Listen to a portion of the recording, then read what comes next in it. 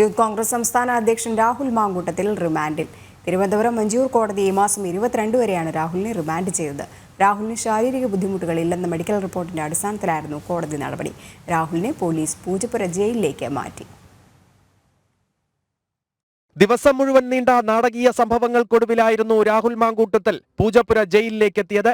രാവിലെ അടൂരിലെ വീട്ടിൽ നിന്നുള്ള അറസ്റ്റിന് ശേഷം രാഹുൽ മാങ്കൂട്ടത്തലിനെ Vanchiyoor judicial first class magistrate കോടതിയിൽ ഹാജരാക്കിയിരുന്നു. യൂത്ത് കോൺഗ്രസിന്റെ സെക്രട്ടേറിയറ്റ് സമരത്തിൽ രാഹുൽ മാങ്കൂട്ടത്തിലാണ് അക്രമം അഴിച്ചുവിട്ടതെന്ന് പ്രോസിക്യൂഷൻ കോടതിയിൽ വാദിച്ചു. അക്രമം തടയാൻ മാങ്കൂട്ടത്തിൽ ശ്രമിച്ചില്ലെന്നും പ്രോസിക്യൂഷൻ. എന്നാൽ രാഹുലിന് ആരോഗ്യപരമായ ബുദ്ധിമുട്ടുകൾ ഉള്ളതായി പ്രതിഭാഗം അഭിഭാഷകൻ കോടതിയെ അറിയിച്ചു. വീണ്ടും വൈദ്യപരിശോധനയാകട്ടെ എന്ന് കോടതിയുടെ നിർദ്ദേശത്തിൽ തുടർ വൈദ്യപരിശോധന വീണ്ടും വൈകിട്ട് 5 മണിയോടുകൂടി ജനറൽ ആശുപത്രിയിൽ നടന്നു. കാര്യമായ ബുദ്ധിമുട്ടുകളില്ലെന്ന മെഡിക്കൽ റിപ്പോർട്ടിന്റെ അടിസ്ഥാനത്തിലായിരുന്നു കോടതി ജാമ്യം നിഷേധിച്ചത്. പിന്നെ മെഡിക്കൽ റിപ്പോർട്ടാണ് അന്തിമമായ ചർച്ചയിൽ വന്നത്.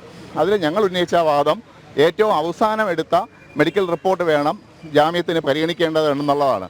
പ്രതി കിംസിൽ ഹോസ്പിറ്റലിൽ ട്രീറ്റ്മെൻ്റ് ആയിരുന്നു എന്നുള്ള മെഡിക്കൽ റിപ്പോർട്ടുകൾ കാണിച്ചാണ് വാദം ഉന്നയിച്ചത്. പക്ഷേ ആ മെഡിക്കൽ ട്രീറ്റ്മെൻറ്റിന് ശേഷവും പ്രതി പല പൊതുപരിപാടികളിലും നേരിട്ട് പങ്കെടുക്കുന്നതായിട്ടും മറ്റു സ്ഥലങ്ങളിൽ പോയി യൂത്ത് കോൺഗ്രസിൻ്റെ ചുമതലയിലുള്ള രാഷ്ട്രീയ പ്രവർത്തനം നടത്തുന്നതായും ഉള്ള റിപ്പോർട്ട് നമ്മൾ കോടതിയിൽ ഹാജരാക്കി. അപ്പോൾ അതിലുകൊണ്ട് മെഡിക്കലി ഫിറ്റാണ് എന്നുള്ള ഒരു വാദമാണ് ഉന്നയിച്ചത്. അതിനുവേണ്ടി ഏറ്റവും പുതിയ മെഡിക്കൽ റിപ്പോർട്ട് എടുക്കണം എന്ന വാദം ഞങ്ങൾ പ്രോസിക്യൂഷൻ ഉന്നയിച്ചിരുന്നു.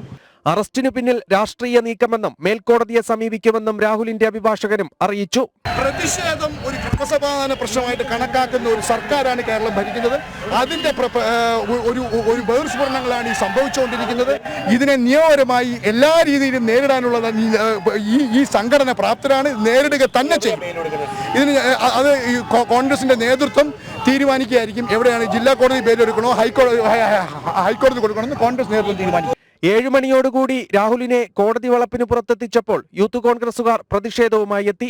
ജയിലിലേക്ക് കൊണ്ടുപോകുന്നതിന് മുൻപ് ജനറൽ ആശുപത്രിയിൽ വീണ്ടും വൈദ്യപരിശോധനയ്ക്ക് എത്തിച്ചപ്പോഴും പ്രതിഷേധം. 7:30 രാഹുൽ ജയിലിലേക്ക്.